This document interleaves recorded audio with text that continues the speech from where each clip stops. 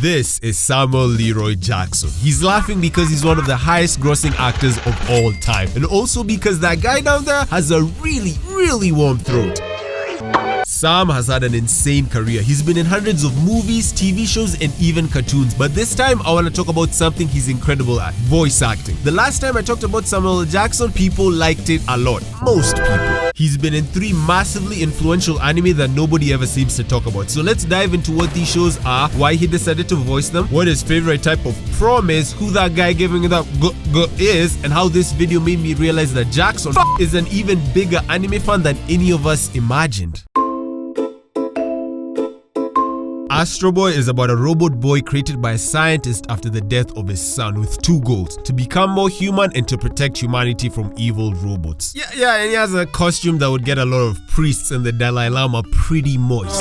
Don't worry, I can make that joke. Robots don't have rights. Yet. But I love Astro Boy. I watched the OG anime, the remakes, and even the movies as a kid. This is the story that started it all for anime. Not only was Astro Boy the first popular anime, but the author was also the first mangaka to draw big, cute eyes on his characters, something that's become the norm with anime today. Pokemon, Sailor Moon, One Piece, every time you see big eyes, just think Astro Boy. But the beautiful thing about this story is why it was written. The Astro Boy manga was set in 1952, a few years after World War II. Japan was still recovering from the attacks in Hiroshima and Nagasaki, and frankly, it was a dark time. Japan's children were depressed and desperately in need of motivation. So Osamu Tezuka, the author, drew the bright and energetic Astro Boy to inspire them. The setting was a futuristic Tokyo filled with skyscrapers and flying cars in order to give the new generation hope. Tezuka lost people and was greatly affected by the attacks on his country, so this story was very personal to him. Astro Boy is nuclear powered but uses it for good. The fact that Sam had a role in the 2009 remake of Astro Boy, a story so integral to Japanese history and animation, is just amazing to me. Not only did he make history with Afro Samurai, the first anime to have a black MC, but he's doing it again with Astro Boy. But back to Osamu Tezuka. He would later come to be known as the god of manga and the grandfather of anime because of the legacy he left behind. He drew over 700 volumes of manga and made 60 different anime, including Kimba the White Lion, a story made in the 60s about a young lion whose father dies after being killed by a lion with a black mane whose henchmen are hyenas. Disney, you sneaky mother...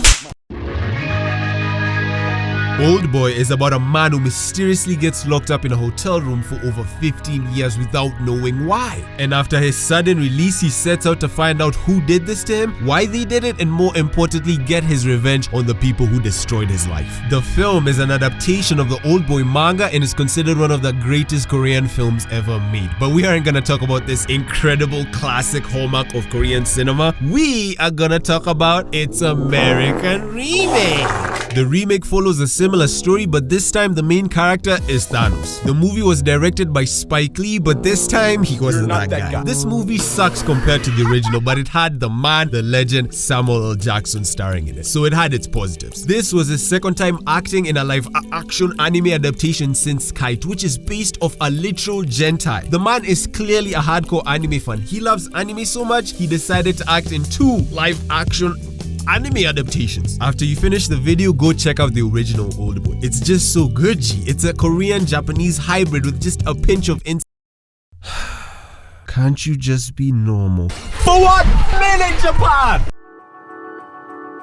In Attack on Titan Season 1, we are introduced to a character called Samuel L. Jackson. After doing some digging, I found out that during a special Canadian screening, this character was actually voiced by not Samuel L. Jackson. Yeah, well, that was a letdown. But this has to be a nod from Isayama to Jackson. This guy is some random character from The Hateful Eight, by the way. The movie's pretty hardcore. And speaking of hardcore, Jackson got in trouble a while back, but only on Twitter, for liking some wrestling videos on his public account. Now, a lot of these people giving him shit are idiots. They should be grateful. Samuel Leroy Jackson just recommended us prom, guys. I'm gonna be choking the chicken, hopefully tonight, to something a legend enjoys. And that is a damn honor. I think Sam being part of so many anime projects is really cool because it shows that he loves this medium so much that he just doesn't want to observe and watch. He wants to be a part of it. Whether it's him being part of Osamu Tezuka's legacy, being an old boy producing Afro Samurai, voice acting in it, and being part of other anime inspired shows like the Boondocks and Black Dynamite. Jackson has consistently been a part of anime history and the spread of otaku culture. He's one of the biggest actors in the world. His name alone is enough to gather massive attention, but there's better roles he could have picked. Roles with a lot more money and bigger audiences, but he chose